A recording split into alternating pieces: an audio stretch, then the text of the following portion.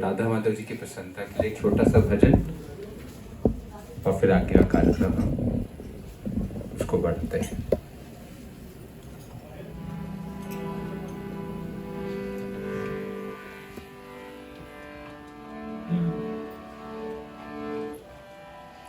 नमो विष्णुपादाय कृष्णपृष्ठाय भूतले श्रीमते भक्ति वेदांत स्वामी इति नामिने नमस्ते सारस्वती देवे गौरवाणी निर्विशेष शून्यवादी पाश्चात्य देश तारिणे।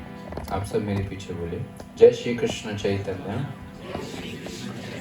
प्रभु नित्यानंद श्री अद्वैत गदाधर श्रीवासादि गौर भक्त वृंद। हरे कृष्णा कृष्णा कृष्णा हरे हरे हरे राम राम राम हरे हरे।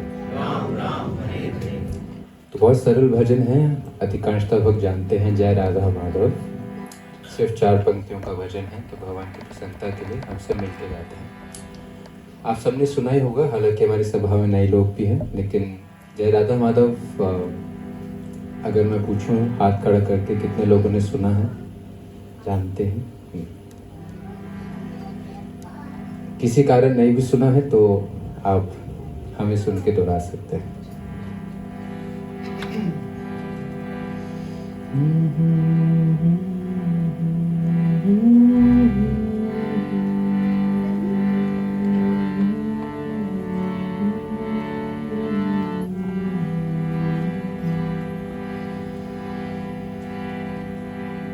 जय राधा माधव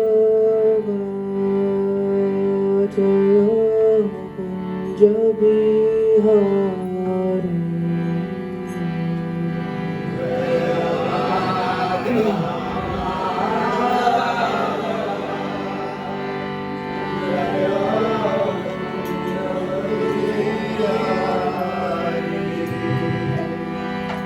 जय राधा माधव जय कुंज बिहारी।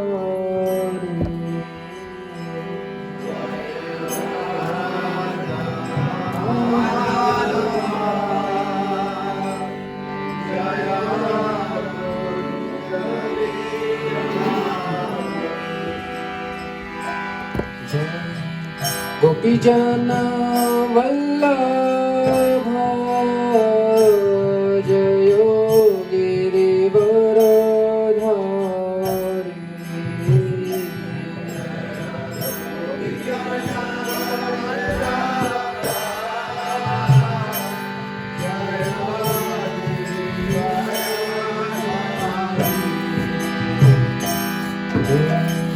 गोपी जन वल्लभ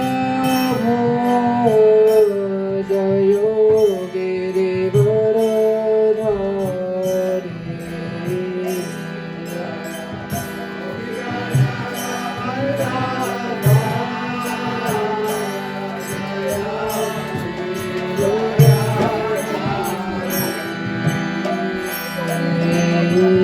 यशोदा नंदन ब्रज जनरंजन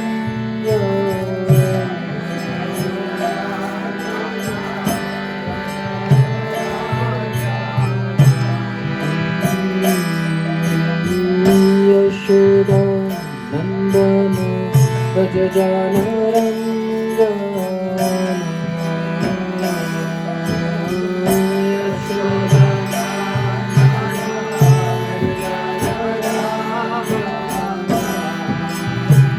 यमुना तीरा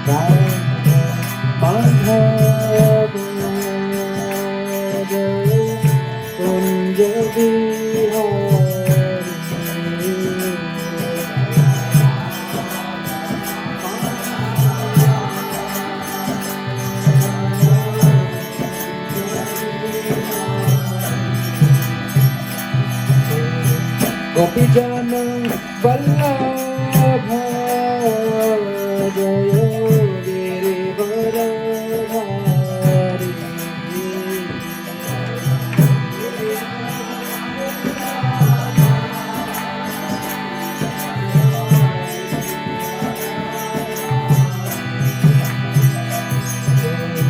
गोपीजन वल्लभ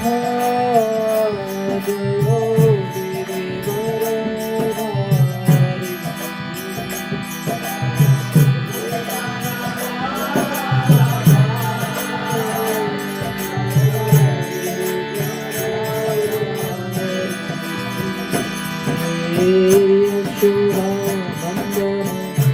जनरञ्जन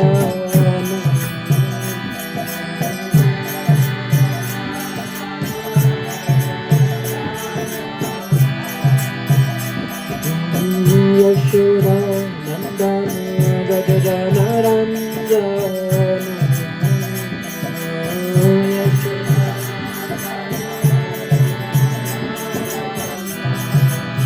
यमुना तीरा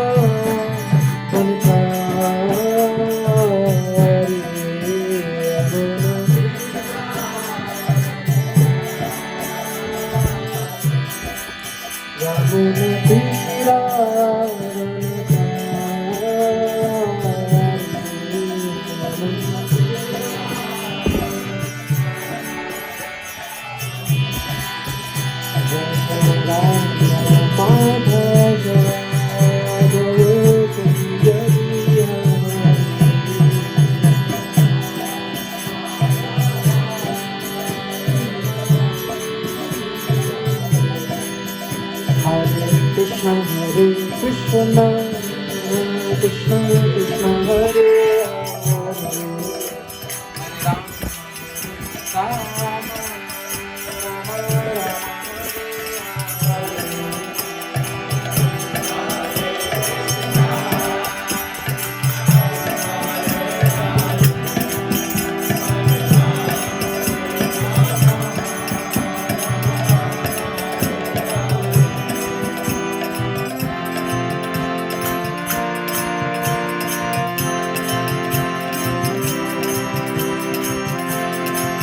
Hare Krishna,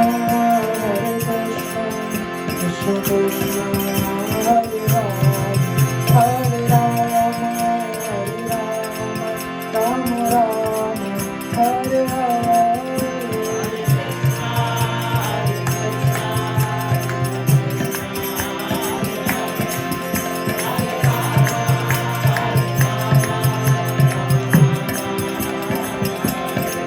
Hare Krishna, Hare Krishna, Krishna Krishna, Hare Hare, Hare Rama, Rama Rama, Hare Hare.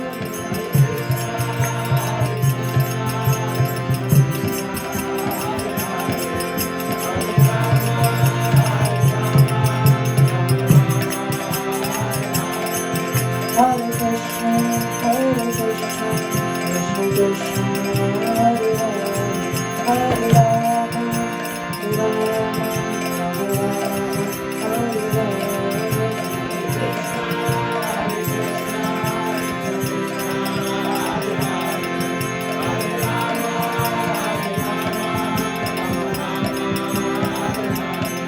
Jayo Radha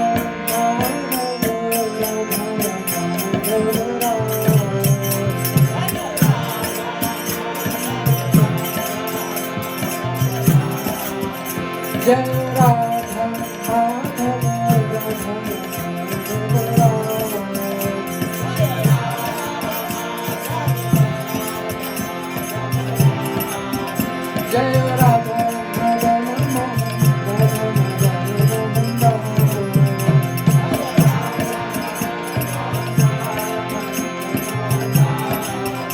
जय राधा गोपीनाथ राधा गोपीनाथ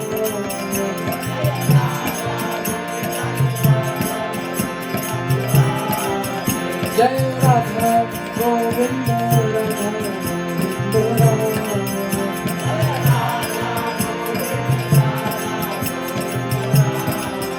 जय राधा दामोदर राधा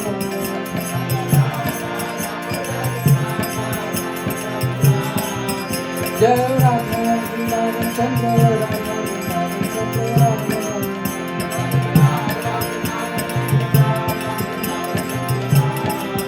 जय राधा बांसुरी राधा बांसुरी राधा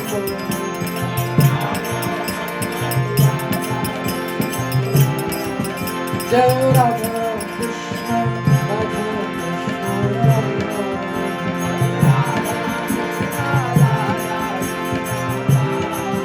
जय राधा श्याम सुंदर राधा श्याम सुंदर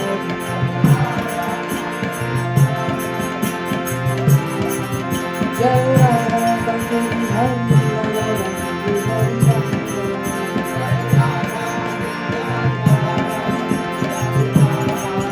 जय कृष्ण बलराम कृष्ण बलराम कृष्ण बलराम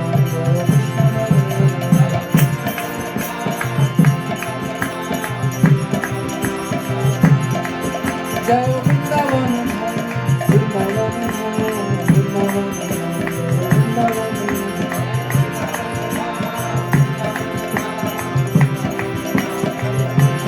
जय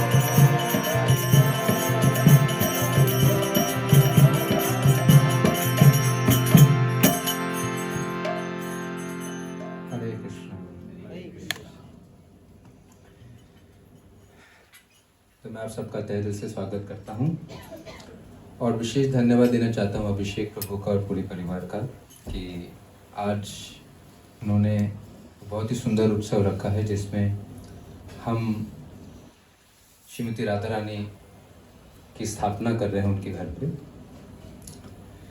तो जब हम पहले आए थे, जब मैं पहली बार आया था अभिषेक प्रभु के घर पे, तो हमने देखा था कि भगवान का बहुत ही सुंदर रूप की वो सेवा करते थे, लेकिन हमने उनसे एक बात जाहिर की कि भगवान की सेवा अगर उनकी शक्ति या उनके भक्तों के साथ होती है तो भगवान, हालांकि आत्माराम तो हैं, लेकिन आत्माराम भगवान का भी आनंद अपने भक्तों के साथ बढ़ता है।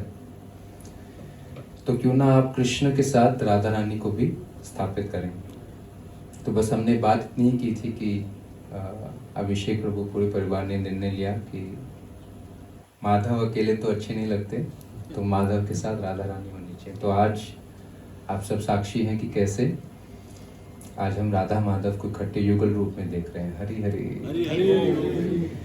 तो इसके बारे में कुछ हम चर्चा करते हैं हमारे शास्त्रों में से। कुछ छोटा मंगलाचरण के बाद हम प्रारंभ करता हूँ। ओम अज्ञानतिमिरन्धस्य ज्ञानाञ्जनशलाकया चक्षुरुन्मीलितं येन तस्मै श्रीगुरुवे नमः। श्रीचैतन्यमनोभीष्टं स्थापितं येन भूतले स्वयं रूपा कदा मह्यं ददाति स्वपदान्तिकं। वन्देऽहं श्रीगुरु श्रीयुतापदकमलं श्रीगुरुं वैष्णवांश्च श्रीरूपां साग्रजातं सहगण रघुनाथान्वितं तं सजीवं सावद्वैतं सावधूतं परिजनसहितं कृष्णचैतन्यदेवं श्रीराधा कृष्णपादान् सहगण ललिता श्रीविशाखान्वितांश्च। हे कृष्णा करुणा सिंधु दीनबंधु जगत्पते गोपेश गोपिका कांता श्री राधा कांता नमस्तुते। तप्त कांचन गौरांगी श्री राधे वृंदावनेश्वरी वृषभानुसुते देवी प्रणमामि हरिप्रिये। वाञ्छाकल्पतरुभ्यश्च कृपा सिन्धुभ्येव च पतितानां पावनेभ्यो वैष्णवेभ्यो नमो नमः। जय श्री कृष्ण चैतन्य प्रभु नित्यानंद श्री अद्वैत गदाधर शिवासादि गौर भक्तवृंद। हरे कृष्णा कृष्णा कृष्णा हरे हरे हरे राम राम राम हरे हरे। नमो विष्णुपादाय कृष्णपृष्ठाय भूतले श्रीमते भक्तिवेदांत स्वामिनिति नामिने। नमस्ते सारस्वते देवे गौरवाणी प्रचारिणे निर्विशेष शून्यवादी पाश्चात्य देशतारिणे।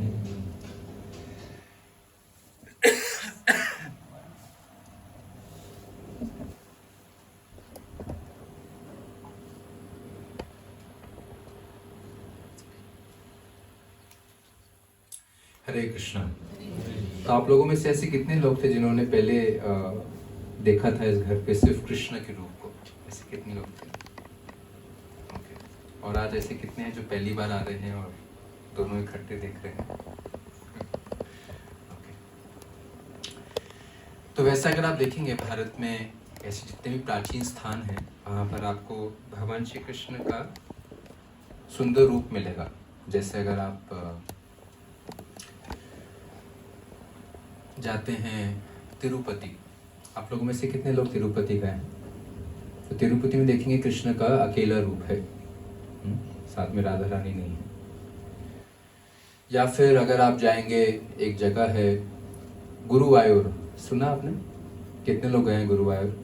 वहाँ पर भी कृष्ण का अकेला रूप है। या फिर अगर आप जाते हैं उडुपी, वहाँ पर भी आप देखेंगे कृष्ण का अकेला रूप है। ये हो गया दक्षिण भारत। अगर आप उत्तर भारत में जाते हैं, द्वारका नगरी कितने लोग गए हैं? तो द्वारकाधीश का रूप देखा आपने? द्वारकाधीश भी अकेले कृष्ण है। ऐसी बहुत जगह है जहाँ पर भगवान को अकेले पूजा जाता है। भगवद गीता में कहते हैं कि सर्वधर्मान् परित्यज्य मामेकं शरणं व्रज अहं त्वं सर्वपापेभ्यो मोक्षयिष्यामि मा शुचः। भगवान कहते हैं मेरे एकमात्र शरण लो। तो लेकिन एट द सेम टाइम हम श्रीमद् भागवतम में और ऐसे कई शास्त्रों में पढ़ते हैं कि भगवान स्वयं अपने मुख से कहते हैं। जैसे भागवतम में भगवान एक बार उद्धव जी को कहते हैं कि मत भक्ता पूजा अभी अधिक। हालांकि आप मेरे एकमात्र शरण लो, लेकिन आप मेरी शरण के साथ साथ में अगर मेरे भक्त की भी शरण लो और उनकी भी सेवा करो तो मुझे बहुत प्रिय है। तो जो वैष्णव सिद्धांत है वो सिर्फ भगवान तक रुकता नहीं है। जब हम भगवान की बात करते हैं, भगवान अपने संगी गणों से अलग नहीं रहते।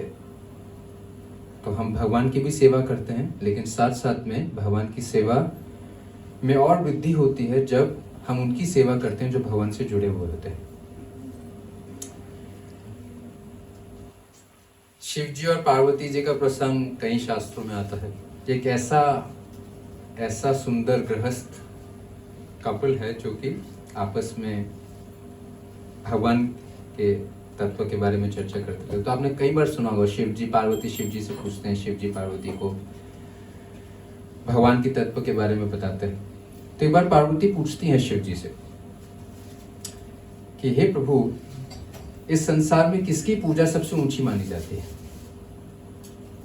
किसकी सेवा सर्वश्रेष्ठ मानी जाती है, जिसके ऊपर कुछ ना हो।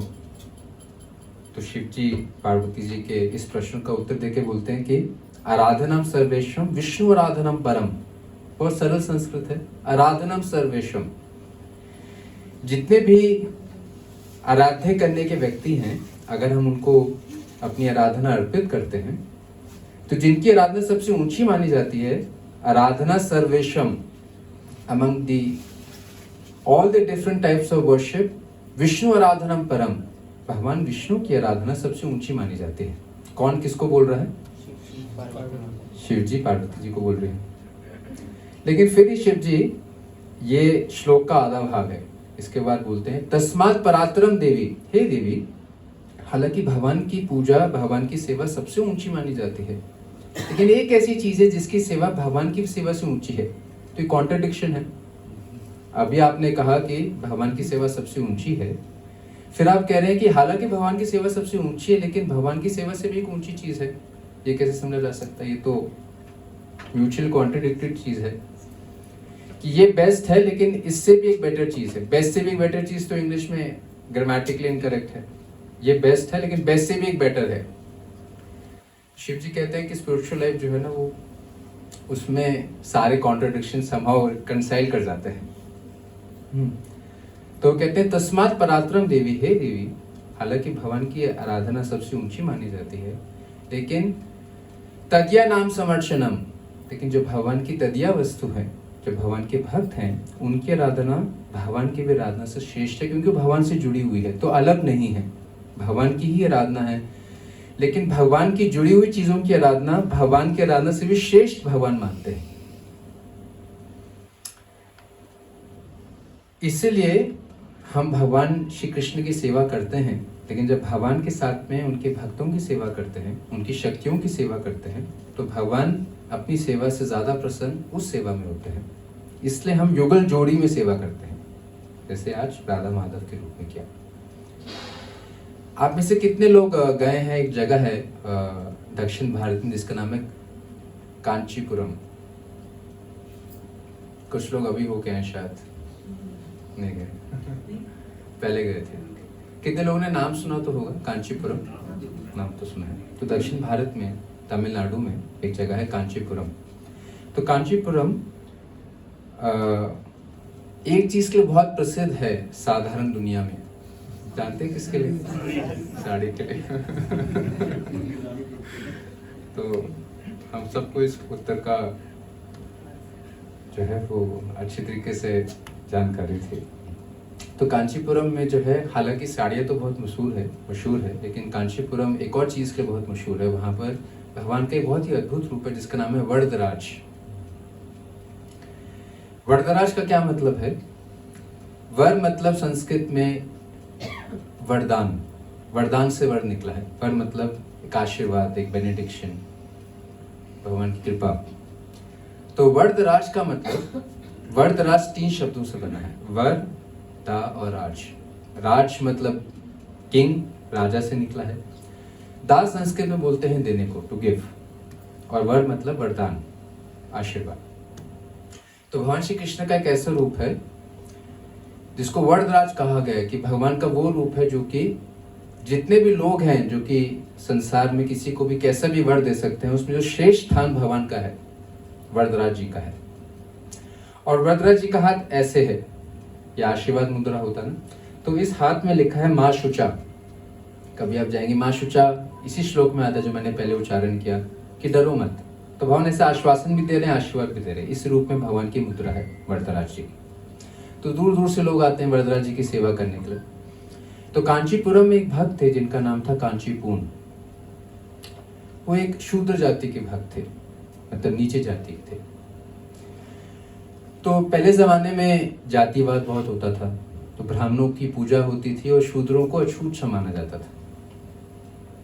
समहाउ भारत में ऐसा कल्चर हो गया था। ऐसे कभी था नहीं पहले, लेकिन समहाउ सोसाइटी का एक डिग्रेडेशन हुआ, तो एक जाति पे, जन्म पे एक डिस्टिंक्शन होने लगा। लेकिन कांचीपूर्ण जो है वो इसकी परवाह नहीं करते थे और भगवान की अनन्य भक्ति करते थे, और वो भगवान वरदराज जी की सेवा करना चाहते थे। लेकिन वरदराज जी की सेवा पहले ज़माने में जो डीटीज को सर्व करते थे उसे ब्राह्मण, जब तक आपका जन्म ब्राह्मण कुल में नहीं होगा, चाहे आप भगवान के भक्त है या नहीं है इसकी परवाह नहीं है, अगर आपका जन्म ब्राह्मण कुल से है तभी आप भगवान की सेवा कर सकते हैं। तो वरदराज जी की सेवा करने के लिए हालांकि कांचीपुर की बड़ी इच्छा होती थी, तो कांचीपुर क्या करते थे कि वो चाहते थे मैं भगवान की कैसी सेवा करूं, तो वो क्या करते थे कि वो वरदराज जी के लिए पानी भर के लेके जाते थे कि इस पानी से भगवान का अभिषेक होगा, भगवान का जो पहला सेवा है भगवान का अभिषेक, वो उस सेवा को मैं कर पाऊँ। तो सुबह सुबह सबसे पहले मंदिर खुलने से पहले भगवान का जल गंगा जी के पानी से वो भर के भगवान के पास लेके जाते थे और पुजारी को देते थे कि भगवान का अभिषेक करें। और अनन्य भक्त थे, बहुत दूर रहते थे वरदराज जी के मंदिर से, पूरा रास्ता अकेले पैदल चल के आते थे, भारी सा एक पतीला लेके भगवान के लिए गंगा जल लेके जाते थे और भगवान के पुजारी को देते थे कि इससे भगवान का अभिषेक करें, भगवान को तैयार करें। और पूरे रास्ते भगवान को याद करते, भगवान का कीर्तन करते हुए जाते थे। और भगवान के अनन्य भक्ति में ऐसी स्थान उनको प्राप्त हुआ था कि बहुत लोग देखते थे कि वरदराज जी कांचीपुर से बात भी किया करते थे। हालांकि भगवान अपने विग्रह रूप में स्थूल रूप में दिखाई देते हैं, लगता है कि वो पत्थर के समान है, लेकिन जैसा हमारा भाव भगवान के प्रति होता है वैसे भगवान भी हमारे साथ वैसे ही रेसिप्रोकेशन करते हैं। तो वरदराज जी कांचीपुर के मन में ये पूरा विश्वास था कि ये मूर्ति नहीं है, ये स्वयं कृष्ण है, भगवान है। तो उनको भगवान समझकर, व्यक्ति समझकर उनकी सेवा करने जाते थे। और भगवान की चाहे वो छोटी सेवा करते थे लेकिन वे प्रेम से करते थे कि भगवान उनको अपना एक प्रेमी भक्त मानते थे। और जैसे मैं आपसे बात कर रहा हूँ, आप मुझे सुन रहे हैं, ऐसे ही वरदराज जी की बात कांचीपुर सुनते थे और कांचीपुर की बात वरदराज जी सुनते थे। और ये बात पूरे समाज में संभव फैली हुई थी कि वरदराज ऐसे भक्त हैं, हालांकि शूद्र जाति के, लेकिन ऐसे भक्त हैं कि स्वयं भगवान उनसे बात करते हैं। तो इससे बड़ी ख्याति हो गई उनकी। तो एक बार एक और भक्त थे कांचीपुर में, तो उन्होंने सोचा कि वरदराज जी के अंदर ये सौभाग्य है कि वो भगवान से बात कर सकते हैं। तो वो एक दिन कांचीपुर के पास आके बोले कि हे प्रभु, आपकी कितनी ऊंची स्थिति है कि आप भगवान से बात कर पाते हैं। मेरा तो योग्यता नहीं, भगवान के पास जाता हूँ, कुछ बोलता हूँ लेकिन कुछ जवाब तो आता नहीं है। तो मेरी एक आपसे प्रार्थना है, मेरी एक जिज्ञासा है। क्या जिज्ञासा है? मैं जानना चाहता हूँ कि हालांकि भगवान की भक्ति तो कर रहा हूँ, लेकिन क्या मैं वास्तविकता में जब अपने प्राणों को त्यागूंगा, क्या मेरी भक्ति इतनी परिपक्व हो गई है कि मैं भगवान को प्राप्त कर लूंगा? अब ये कौन बता सकता है? मृत्यु के बाद हम कहाँ जाते हैं कौन बता सकता है? भगवान ही बता सकते हैं। तो आप जब अगली बार जाएं और आपकी भगवान से बातचीत हो तो भगवान से पूछिएगा कि ये जो भक्त है इनका ऐसा ऐसा नाम है, ये आपसे जानना चाहते हैं कि क्या ये जीवन के अंत में आपको प्राप्त कर लेंगे? और भगवान जो उत्तर देंगे वो तो परम सत्य होगा। तो मुझे चेक हो जाएगा कि मैं सही रास्ते में हूँ या नहीं। अगर भगवान कहेंगे नहीं, अभी बहुत दूर, सफर लंबा है, तो मैं और प्रयास करूँगा। अगर भगवान कह देंगे नहीं, इसकी भक्ति परिपक्व होगी, तो मैं निश्चिंत हो जाऊंगा। और ये सौभाग्य इतनी आसानी से तो मिलता नहीं कि भगवान से जवाब आ जाए। तो ये मेरी प्रार्थना है कि आप वरदराज जी के पास जाइए और भगवान से पूछिए कि क्या इस भक्त का इस मृत्यु के बाद आपकी प्राप्ति हो जाएगी। तो वरदराज जी के पास कांचीपुर जाते हैं और बोलते हैं कि प्रभु ऐसे ऐसे एक भक्त है, वो पूछ रहे हैं कि क्या वो मृत्यु के बाद आपको प्राप्त कर लेंगे, उनकी भक्ति जो है वो इतनी उन्नत हो गई है। तो वरदराज जी ने कांचीपुर को देखा और बोला कि हाँ, आप भक्त को बोलो कि भक्त जो है वो अनन्य भक्ति कर रहा है मेरा, तो निश्चित रूप से मुझे प्राप्त कर लेगा। तो ये जब कांचीपुर ने सुना तो बड़े खुश हो गए कि एक भक्त जो है भगवान को प्राप्त कर लेगा। तो जाके उस भक्त को बोले कि हाँ, मेरी आज बात हुई थी वरदराज जी से और भगवान ने मुझे कहा कि जाके तुम भक्त को बोलो कि वो मुझे प्राप्त कर लेगा। तो ये भक्त बहुत खुश हो गया, बहुत नाचने लगा, वरदराज जी का धन्यवाद करने लगा, कांचीपुर का धन्यवाद करने लगा। जैसे ही धन्यवाद करके वो भक्त चले गया, तो कांचीपुरम के मन में एक प्रश्न आ गया। क्या लगता है क्या प्रश्न आया होगा? मेरा क्या होगा? माय गॉड, ये तो मेरे मन में कभी प्रश्न नहीं आया था। अगर वो पूछ सकते, मैं अपने बारे में तो पूछ सकता हूँ कि प्रभु मैं भी आपको प्राप्त करूंगा या नहीं। तो जैसे अगले दिन सुबह होती है, इस बार कांचीपुरम को क्या सेवा मिलती है? कांचीपुरम दूर से क्या करते हैं, मोर पंख ले आते हैं, भगवान को पंखा दिखाने लग जाते हैं। जैसे क्या होता है जब भगवान की आरती होती है तो आपने देखा होगा भगवान को पंखा दिखाया जाता है। तो कांचीपुरम क्या करते हैं कि आके भगवान को पंखा दिखाने लग जाते हैं। और अचानक भगवान बोलते हैं कि कांचीपुरम, मुझे ऐसा लगता है कि तुम्हारे मन में प्रश्न है। कांचीपुरम बोलते हैं भगवान आप तो अंतर्यामी हैं, आप तो जानते हैं मेरे मन में प्रश्न है, एक ऐसा प्रश्न मैं आपसे पूछना चाहता हूँ। तो वरदराज भगवान बोलते हैं हाँ ठीक है पूछो बताओ। कांचीपुरम बोलते हैं कि प्रभु आपने उस भक्त के बारे में तो बताया, मेरे बारे में तो बताइए कि मैं आपको प्राप्त करूंगा नहीं करूंगा। तो भगवान सोचने लग जाते हैं। भगवान कहते हैं कांचीपुरम देखो, हालांकि मैं तुमसे बात तो करता हूँ, किसी और से बात नहीं करता हूँ इतनी आसानी से, लेकिन तुम्हारे 50-50 चांस हो सकता है। 50% चांस हो तुम आ जाओ, हो सकता है 50% चांस तुम फेल कर जाओ। तो कांचीपुरम बोलते हैं प्रभु ऐसा क्यों? आप सबसे बात नहीं करते, मुझे सौभाग्य देते हैं, मुझसे बात तो करते हैं, लेकिन मेरा चांस 50-50 क्यों है? तो वरदराज भगवान बोलते हैं देखो बात क्या है कि जो वो भक्त है ना, वो सिर्फ मेरी सेवा नहीं करता है, मेरी सेवा तो करता है, लेकिन मुझसे ज्यादा और आतुरता से मेरे भक्तों की सेवा करता है। तो उस समय और भी पसंद हो, लेकिन तुम सिर्फ मेरे ही सेवा करते हो, पानी लाते हो तो मेरे लिए, पंखा दिखाते हो तो मेरे लिए, मेरे भक्तों को तुम इतने पूछते नहीं। इसलिए 50-50% चांस है कि तुम मुझे प्राप्त कर लो। हाँ, जो मेरे भक्तों को आदर करता है, मेरे भक्तों की सेवा करता है, मेरे साथ साथ उनको भी पूछता है, उसका 100% चांस है आने का। जैसे ही कांचीपुरम ये सुनते हैं पंखा दिखा रहे होता है, पंखा वहीं छोड़ देता है कि प्रभु बहुत सेवा हो गया आपकी आपकी सेवा में 50% रिजल्ट है, जहां 100% रिजल्ट है मैं उनकी सेवा करूं। तो कांचीपुरम क्या करने लगते हैं, भक्तों को ढूंढने लग जाते हैं। सबसे पहले उसी भक्त के पास जाते हैं जिनका 100% चांस था। अब कांचीपुरम की इतनी ख्याति हो गई थी कि कांचीपुरम इतने उन्नत भक्त हैं कि भगवान उनसे बात करते हैं, तो कोई उनसे सेवा नहीं लेते थे कि अरे कोई साधारण व्यक्ति थोड़ी ना, और ये भक्त तो भक्तों की सेवा करते थे। तो कांचीपुरम कोशिश करते हैं उनकी सेवा करने के लिए, तो भक्त भाग जाते हैं। जिसके पास कांचीपुरम जाते हैं वो मना कर देते हैं। कांचीपुरम बड़े उदास हो जाते हैं, अरे प्रभु भगवान की सेवा करने के लिए तो भगवान रोकते नहीं है, भक्त सेवा करने के लिए भक्त रोकते हैं, तो मैं 50 से 100% पे कैसे आऊंगा? तो उनको एक तरकीब सूझती है कि ठीक है, अगर कोई वैष्णव मुझे सेवा करने नहीं देगा तो एक ऐसे वैष्णव है, एक ऐसी प्राणी है, एक ऐसी योनि है, मैं उनकी सेवा करने की कोशिश करूंगा तो वो मुझे मना नहीं करेंगे। वो कौन है? गाय। गाय भी भगवान को बहुत प्रिय है। भगवान का नाम है गोपाल, भगवान का नाम है गोपीनाथ, गोविंद। तो गाय की सेवा कर सकता हूँ, भगवान को प्रिय भी, और गाय मना नहीं करेगी। तो क्या करते हैं कि एक भक्त के पास जाते हैं, वहां पर अपना वेशभूषा बदल देते हैं ताकि किसी को पता न चले कि वो कांचीपुरम है, और बोलते हैं कि मैं ग्वाला हूँ, गायों की सेवा करता हूँ, मुझे आप गायों की सेवा करनी दीजिए। तो वो भक्त बोलता है नहीं, हमारे पास काफी ग्वाले हैं, मुझे और ग्वाले की जरूरत नहीं। उन्होंने कहा नहीं आप चिंता मत करो, मैं आपसे कोई पैसे नहीं लूंगा, ग्वालों की भी सेवा करूंगा, गायों की भी सेवा करूंगा, आपकी भी सेवा करूंगा। कहता है ऐसा व्यक्ति कैसे है कि पैसे भी नहीं लेगा और गायों की सेवा के लिए रखना था, वो ग्वालों की भी करेगा, मेरी भी करेगा। दाल में काला है, दाल में काला नहीं, काले में दाल है यानी हाँ वो रख लेते हैं और वो खूब सेवा करते रहते। एक दिन क्या होता है कि ऐसे कुछ महीने बीत जाते हैं, कांचीपुरम में खूब तेजी से बारिश आती है।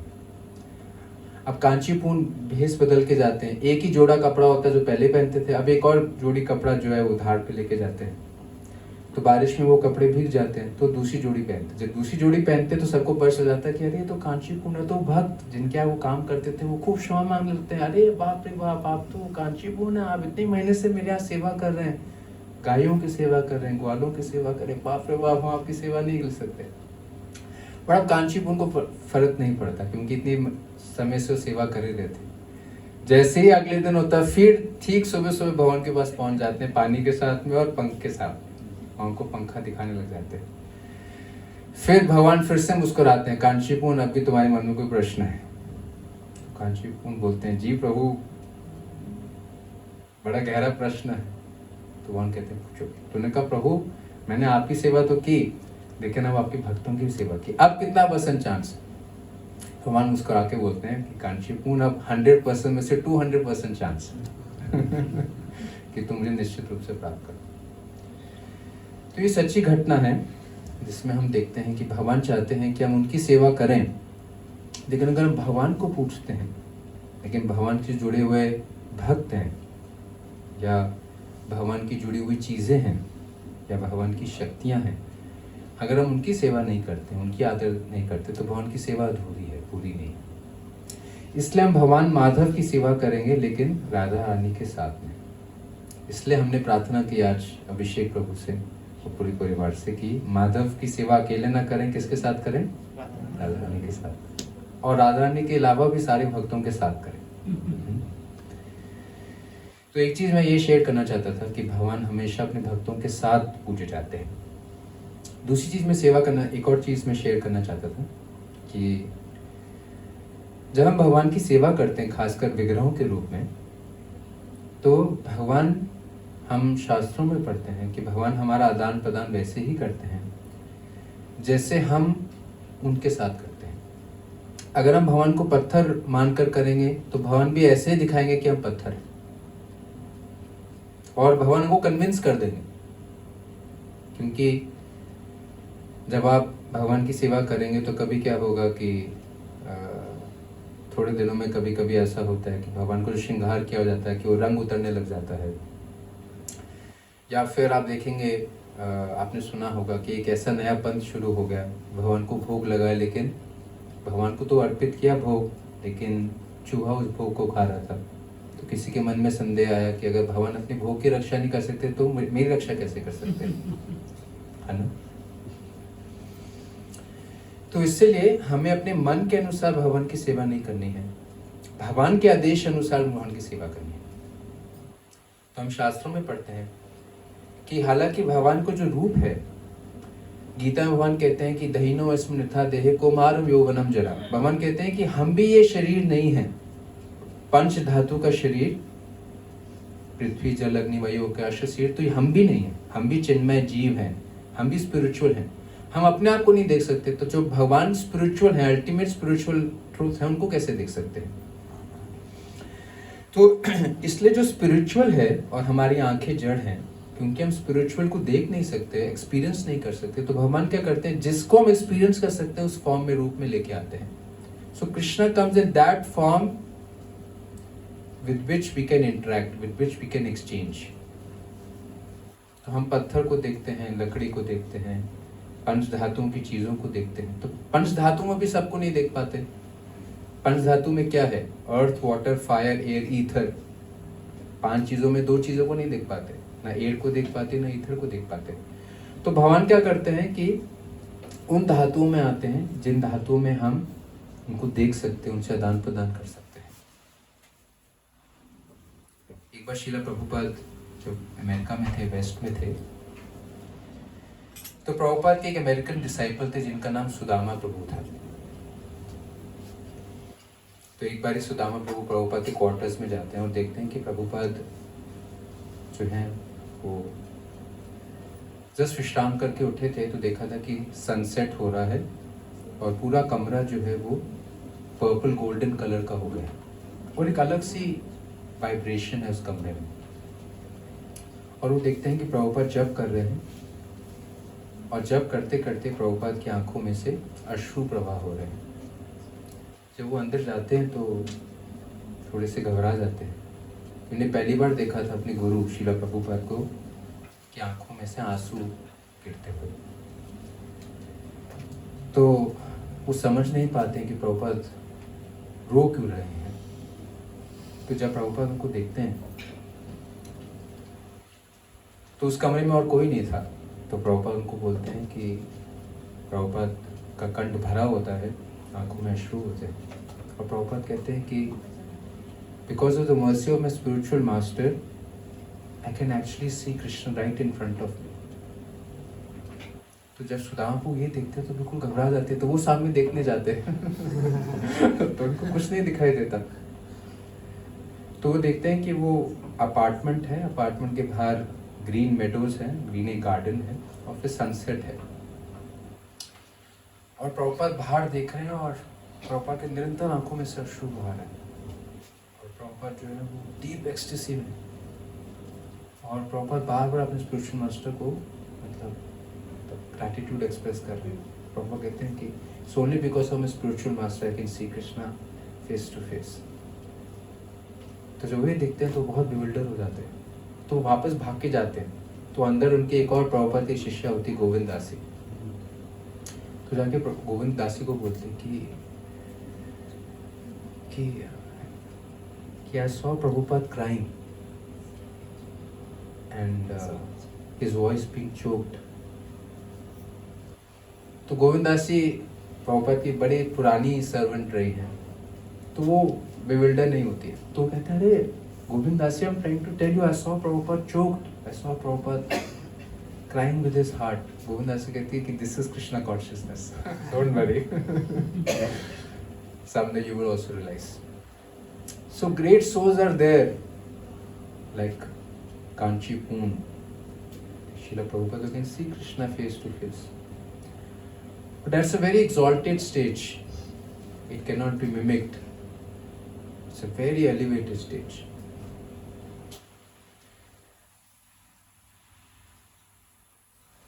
So in general,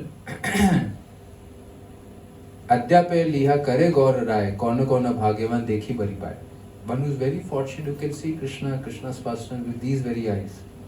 But in general, Krishna comes in the form of the deities. And we understand from scripture that these deities are not stone after they are installed. They are Krishna themselves, they are Radharani themselves. To the degree we think like that, to that degree they will reciprocate and we will experience.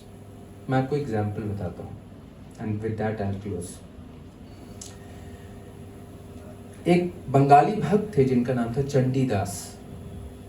I don't know आप लोगों ने उनके नाम सुना है नहीं सुना, but lord Chaitanya used to hear his compositions. आप लोगों ने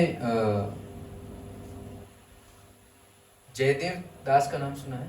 जयदेव का नाम सुना है आपने? कवि जयदेव का नाम सुना है?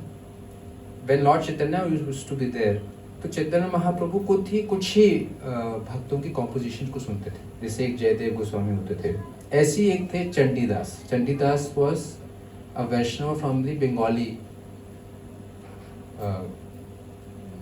कल्चर।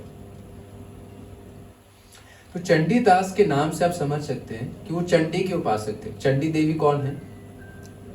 दुर्गा देवी। हम जानते हैं नवरात्र चल रहे हैं, दुर्गा का एक रूप है चंडी देवी। तो चंडी को बहुत मानते थे, इतना मानते थे, इतना भाव था चंडी के प्रति, उनका नाम ही रख दिया चंडीदास। लेकिन उनके बड़े भाई थे जो कि भगवान को मानते थे, कृष्ण को मानते थे।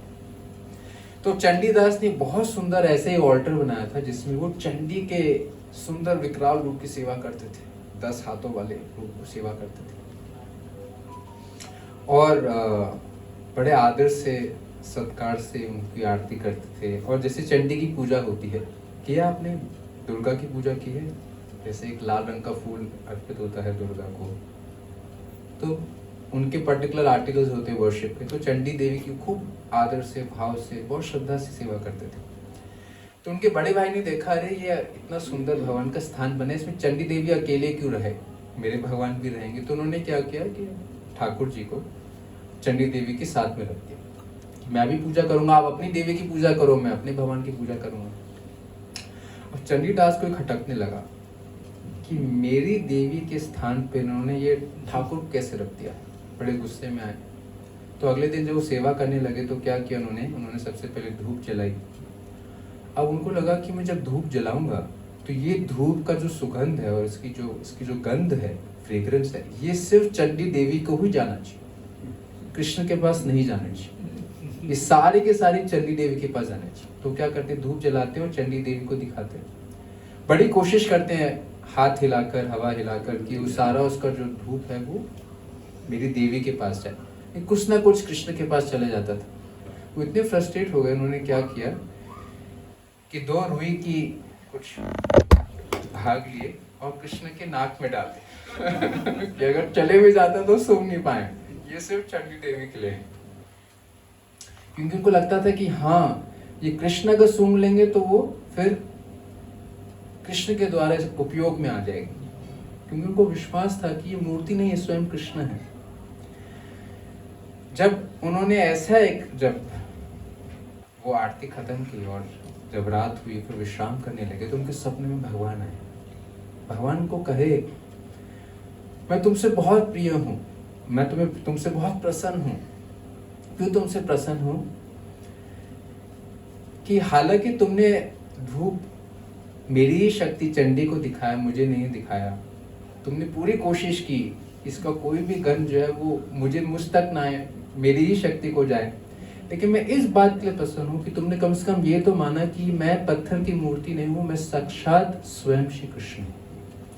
तुम्हारे इस श्रद्धा से, इस भाव से मैं तुमसे बहुत प्रिय हूँ, तो मैं आज तुम्हें अपने ही चरणों की भक्ति प्रदान करता हूँ। तो तब से उन्होंने स्वप्न में देखा, भगवान को देखा, फिर चंडी देवी को देखा और चंडी ने कहा वास्तविकता में कि तुम मेरी सेवा तो कर रहे हो लेकिन ये मेरा आराध्य है और इनकी ही सेवा करने में मुझे अपनी सेवा से भी ज्यादा प्रसन्नता होती है, तो तुम उनके भक्त बनो। तो हालांकि वो चंडीदास नाम चंडीदास वैसे ही रहा, लेकिन भगवान के अनन्य भक्त बने और उन्होंने इतने सुंदर राधा कृष्ण के गीत लिखे, भजन लिखे, भगवान की भक्ति में ओतप्रोत होकर, कि उनको स्वयं भगवान श्री कृष्ण चैतन्य महाप्रभु के रूप में आकर सुना करते थे। तो ये घटना बताती है हमें ये समझाने के लिए कि अगर हम भगवान को मूर्ति समझते हैं तो भगवान भी मूर्ति जैसे ही हमें प्रतीत होंगे, लेकिन हम शास्त्रों में पढ़ते हैं जब भगवान की प्राण प्रतिष्ठा होती है तो भगवान को आह्वान किया जाता है, भगवान को पुकारा जाता है। हाँ, जब मूर्तिकार मूर्ति को बनाता है तो वो मूर्ति है, जैसे ये पत्थर है वो पत्थर ही है, लेकिन जब उस रूप में भगवान का आह्वान किया जाता है, शुद्ध भक्त भगवान से प्रार्थना करते हैं कि प्रभु हम आपके चरणों में प्रार्थना करते हैं कि आप इस रूप में अवतरित होइए, ताकि इस रूप में आकर हम आपको भोग लगा सके, हम आपको वस्त्र अर्पित कर सके, आपको सुंदर फूल अर्पित कर सके, आपकी आरती कर सके, आपसे प्रेम में आपकी सेवा कर सके। तो जब हम भगवान को ऐसा वादा करते हैं और जो भगवान ने दिखाया हुआ मार्ग है उस मार्ग से भगवान को प्रतिष्ठित करते हैं, फिर वो मूर्ति नहीं रहते, फिर वो स्वयं भगवान श्री कृष्ण से अभिन्न बन जाते हैं। और इसके बहुत उदाहरण, बहुत उदाहरण कि भगवान बात भी करते हैं, भगवान चलते भी हैं, भगवान लीलाएं भी करते हैं, लेकिन उनके मन में करते हैं, उनको साक्षात्कार होता है जो ये श्रद्धा रखते हैं, जो भगवान से अपना संबंध महसूस करते हैं, उन्हीं को पता चलता है, बाकी को नहीं। और आप देखेंगे हर भक्त जो भगवान की सेवा कर रहा है उसका अपना एक साक्षात्कार है, और इतिहास में भी ऐसी बहुत घटनाएं जिसमें भगवान ने अपने विग्रह रूप में भी अपने भक्तों के साथ आदान प्रदान किया है। तो सारी घटना हम आज नहीं बताएंगे, आपको बार बार बुलाते रहेंगे और अब शिव जी को बोलते रहेंगे कि वो ऐसे ही कार्यक्रम रखते रहें जिसमें हम सब भक्त लोग मिलकर भगवान का गुणगान करते रहें। Last but not the least, एक बार श्रील प्रभुपाद मायापुर में प्रवचन कर रहे थे तो प्रभुपाद ने देखा कि भगवान के ऊपर पुराने फूलों की माला पड़ी हुई है। प्रभुपाद बहुत क्रोधित हो गए और प्रभुपाद ने कहा, this shows that the spirit of service to Krishna is lost. Prabhupada ने क्या देखा कि भगवान की मूर्ति पे एक सड़ी हुई पुरानी माला पड़ी हुई। प्रभुपाद बहुत गुस्सा हो गए। प्रभुपाद ने कहा, मैंने ये देख के समझ सकता हूँ the spirit of service to Krishna is lost. फिर प्रभुपाद कहने लगे कि if you don't hear, then what will happen? The same vigraha would become galagraha. गलाग्रह का मतलब क्या होता है? Noose in the neck, noose समझते हैं ना, गले का फंडा।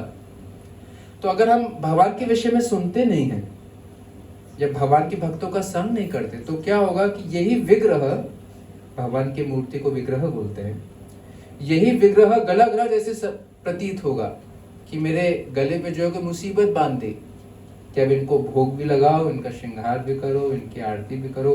वैसे में बस समय की पाबंदी थी, एक और मुसीबत मेरे सर पे गिर गई, ऐसा महसूस होगा। लेकिन जब भगवान के विषय में हम सुनेंगे, जब हम लोग प्रमाणिक भक्तों का संग करेंगे, तो उससे क्या होगा कि जो भगवान की सेवा का भाव है वो हमें प्राप्त होगा। फिर उस भाव से जब सेवा करेंगे तो हम स्वतः ही मन से भगवान की सेवा करना चाहेंगे। तो हम चाहेंगे कि भगवान को एक से एक सुंदर फूल अर्पित हो, भगवान को एक से एक सुंदर भोग अर्पित हो, भगवान का सुंदर श्रृंगार, अपने सजावट से ज्यादा भगवान का श्रृंगार हो। ये भाव तब आएगा जब हम भगवान के विषय में प्रमाणिक भक्तों से श्रवण करेंगे। इसलिए बहुत जरूरी है कि हम लोग बारंबार भगवान के भक्तों का संग करके भगवान के विषय में सुने, ताकि भगवान के विषय में सुनकर हम भगवान की सेवा का वो भाव प्राप्त कर सके, ताकि विग्रह गलाग्रह नहीं बने, विग्रह ही बने रहे। तो ये कुछ 3 बातें मैं शेयर करना चाहता था। कौन वो भक्त है जो 3 बातें दोहरा सकता है? To conclude the whole discussion, पहला क्या हमने चर्चा की थी? हाँ, कि भगवान की सेवा अकेली नहीं की जाती, के साथ में की जाती है, शक्तियों के साथ में, ये भक्तों के साथ। दूसरी बात क्या हमने चर्चा की थी?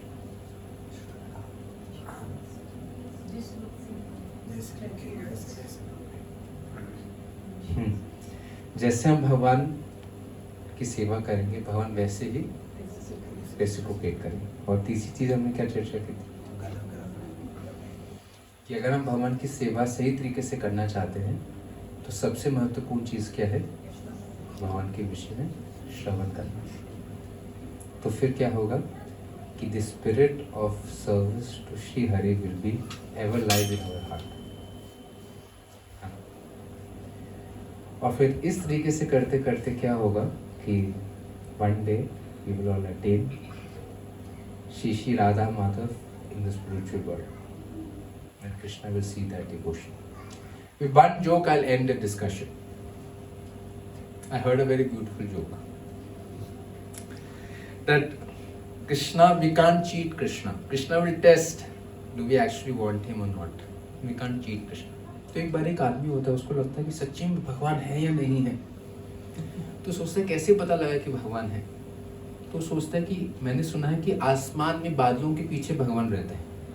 तो बादलों की तरफ देखता है, कैसे पता चलेगा बादलों के पीछे भगवान है। तो सोचता है कि पहाड़ है, तो पहाड़ मुझे ऊंचाई तक ले जाएगा, तो पहाड़ी पे मैं चढ़ के देखता हूँ कि बादलों के पीछे भगवान दिखाई देते नहीं देते। तो पहाड़ों पे चलने लग जाता, कुछ चोटी पे आ जाता है।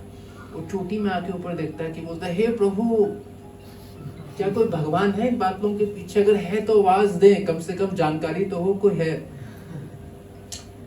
तो ऐसा बोलता है, तो अचानक क्या होता है कि बादल गरजने लग जाते हैं और ऊपर से आवाज आती, हे वत्स, मैं भगवान बोल रहा हूँ। एक्साइट हो जाता है, वाह, मैंने भगवान की आवाज सुन ली। बादलों के पीछे भगवान है। लेकिन उसको विश्वास पूरा नहीं होता। तो कहते, प्रभु अगर आप सच्ची में भगवान हैं तो आपके लिए लाखों करोड़ों साल कितने बड़े हैं? तो ऊपर से आवाज आती, हे पुत्र, मेरे लिए लाखों करोड़ों साल सिर्फ एक क्षण के भांति है। इस क्षण के जितने हैं, क्षण मात्र है। तो उसको विश्वास बढ़ जाता है, हाँ सच्ची में भगवान आपके लिए लाखों करोड़ों साल सिर्फ क्षण मात्र है। तो कहते, प्रभु एक प्रश्न और, कि अगर आपके लिए लाखों करोड़ों साल एक क्षण मात्र है तो आपके लिए लाखों करोड़ों रुपए कितने होते हैं? तो ऊपर से आवाज आती बादलों के पीछे से, पुत्र मेरे लाखों करोड़ों लोग, लाखों करोड़ों रुपए सिर्फ एक रुपए के समान। तो अचानक ये व्यक्ति बोलता है कि हे भगवान, 1 रुपया दे दीजिए। ऊपर से आवाज आती, बेटा एक क्षण रुकना पड़ेगा।